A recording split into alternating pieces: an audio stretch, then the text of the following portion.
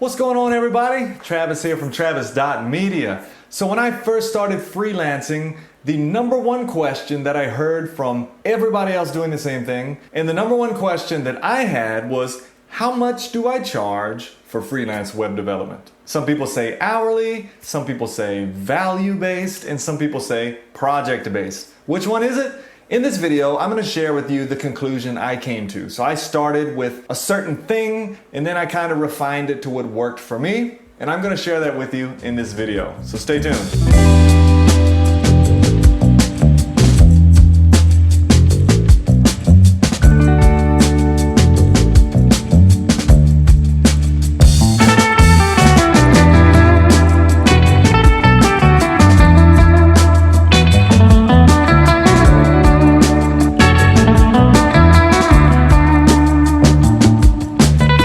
If you want to take one major step forward today, then listen to this. Heed this advice. Stop hating on Mondays. Everybody hates Mondays. TV tells us to hate Mondays. Movies tell us to hate Mondays. And the culture tells us to hate Mondays, okay? Oh, it's Monday again. My weekend's over. I got to drag myself into work. Look, you can take a huge step forward in life by changing that mindset. Here's 3 ways to do it. Number 1, Monday is actually a day of new opportunities. You have a brand new week ahead of you, and you should see it like that. A day of new opportunities, a week of new opportunities. Number 2, if you really feel like that every week, make an exit plan. Find out what you really want to do and change careers.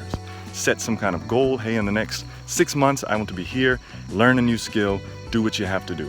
And number 3, Sundays should be a day of rest. You work all week, come Saturday, you're cleaning, you're doing stuff like that. Make Sunday a rest and rejuvenation day.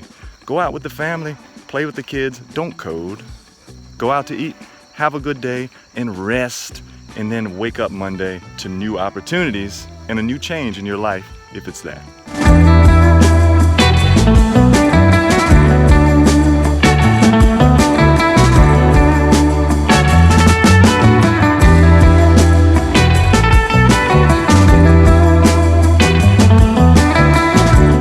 So as always, if you're into web development, coding, freelancing, career advancement, any of that stuff, consider subscribing to the channel. Just hit that subscribe button below, hit the bell to be alerted for any new videos when they're released. There are lots of great videos on the way, lots of videos in the past regarding similar topics, so you can level up. So make sure you check those out, and make sure you subscribe, and let's get started.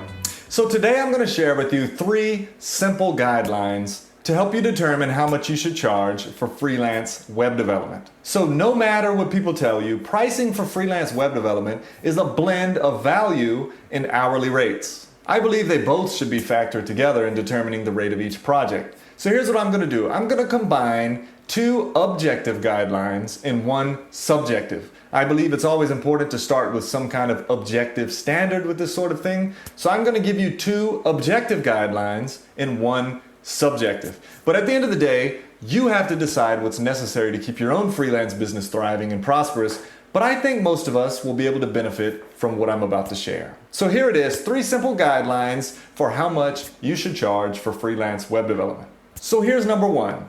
What is your income necessity plus taxes? So hopefully you budget regularly. If not, then check out YNAB, Y-N-A-B. It's an app. You Need a Budget is what it's called. And it's like $5 a month. I've been using it for years and I love it. So if you don't budget regularly, check that out. I'll put a link below. But if you do, you'll know already how much money per month you need to survive. So answer this question for me.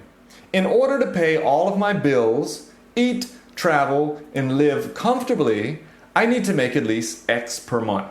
So here's an example of what I'm talking about. Let's say you determine that you need $50,000 a year to do all of that, to pay your bills, to eat, travel, and live comfortably. You need $50,000 a year.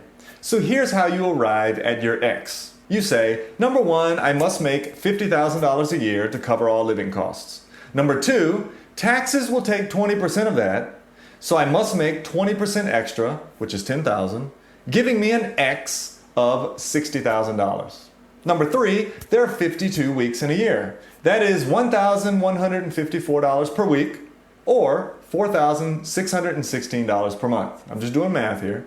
And number 4, your X is $60,000 a year, or $4,616 a month, or $1,154 a week, or $231 a day. So that's all I'm doing. I'm taking what my number is, which I determined $50,000 a year is what I need. Now I'm going to add taxes to that, which is 20%. So that's going to take me up to $60,000.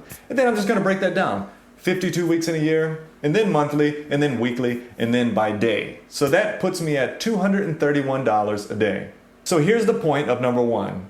Given this X, which for me was $231 a day, set it in stone that you can never work for less than this amount. That's guideline number one. How much should I charge for freelance web development? Well, it has to always be above this minimum threshold, which is X. All right, with that determined, let's move on to number two. Number two is, how long will the project take? So now that you have your X, how long will the project take? Will it take 2 days? Then with your X being $231 a day, you must receive $462 for the work done. Will coding 3 landing pages take 3 full days? Then you must charge at least $693 a month. So here's guideline number two.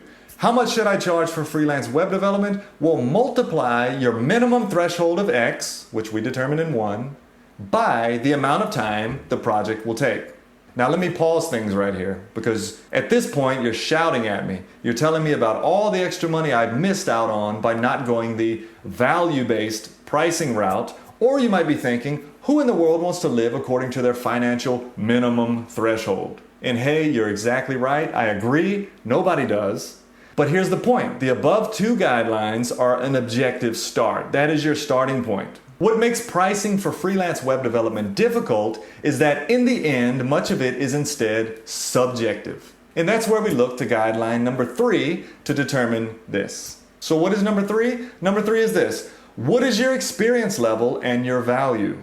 So you've determined your minimum financial threshold and you've applied that to the length of the project to get an objective number. But now we have a problem. Hopefully you've seen it. If not, it's this. It will take a very experienced web developer much less time to complete a project than it would a web developer new to the trade. Because they're good at it, they're going to do it quicker. So if my task is to code a beautiful landing page from a PSD, an experienced web developer can do it in a number of hours, where it might take an inexperienced developer a full day or even 2 days. So based on my objective guidelines above, the inexperienced web developer will receive much more pay than the experienced, and that's not cool. So guideline number 1 and 2, while it's a good start, it's not quite enough.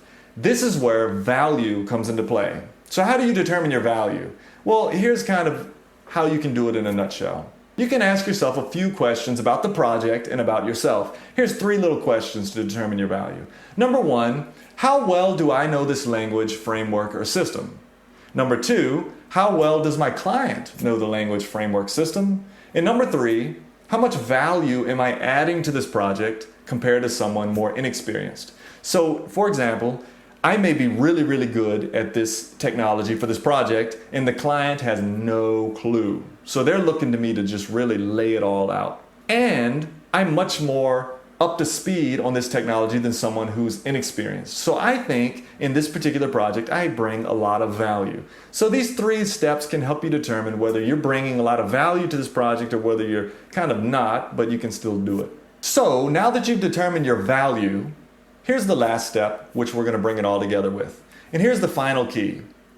Don't say, if my X is $241 a day, and it will take me 4 hours to build the landing page, then I must charge $120. Sorry, that's only $30 an hour.